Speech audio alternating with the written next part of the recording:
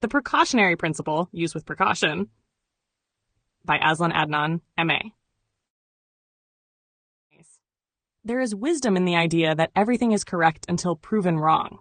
This default stance, drawn from the philosophical tradition of fallibilism, assumes that what we know is provisionally true until evidence suggests otherwise. It allows human progress, scientific, medical, social, to continue with confidence while leaving room for correction. But this philosophy does not mean we charge ahead blindly. Sometimes caution is not just wise, it is essential. Enter the precautionary principle.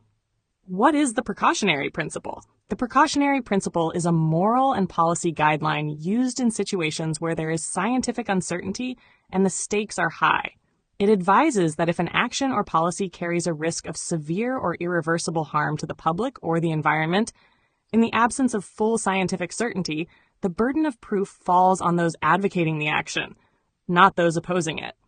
Put simply, if there is a chance that something could go very badly wrong, we should think twice before proceeding, even if we don't have all the data yet.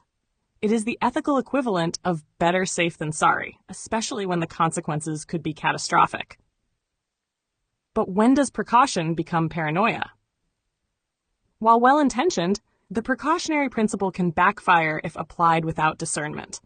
If used indiscriminately, it can stifle innovation, paralyze decision-making, and delay potentially life-saving or planet-saving technologies. The world does not afford us the luxury of eternal hesitation. Not every unknown is dangerous, and not every risk is unacceptable. Consider the example of mRNA vaccines for COVID-19. At the height of the pandemic, there was an urgent need to protect billions from a fast-spreading and deadly virus. mRNA technology, though relatively new in commercial use, had been studied for decades.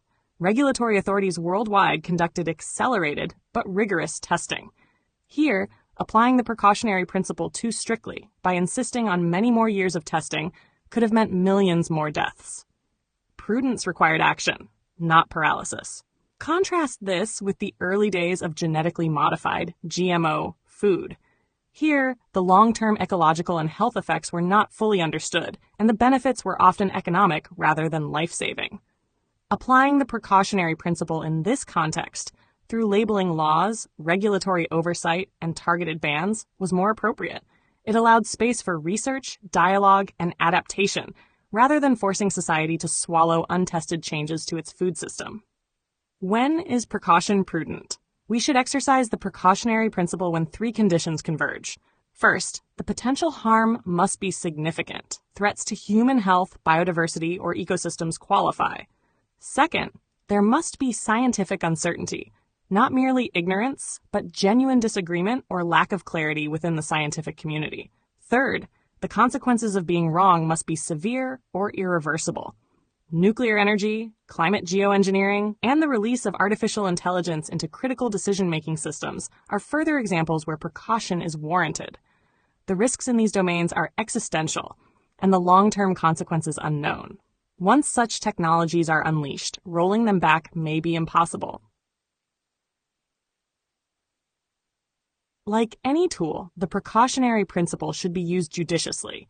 It is not a license to avoid all risk, nor a cloak for ideological opposition to science.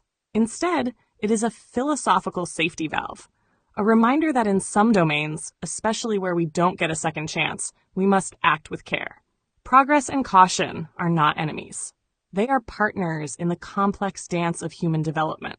If everything is correct until proven wrong empowers us to explore, then the precautionary principle urges us to watch our step on the edge of the unknown. In the end, it is not a choice between belief and doubt, but a matter of balance to know when to leap and when to look twice.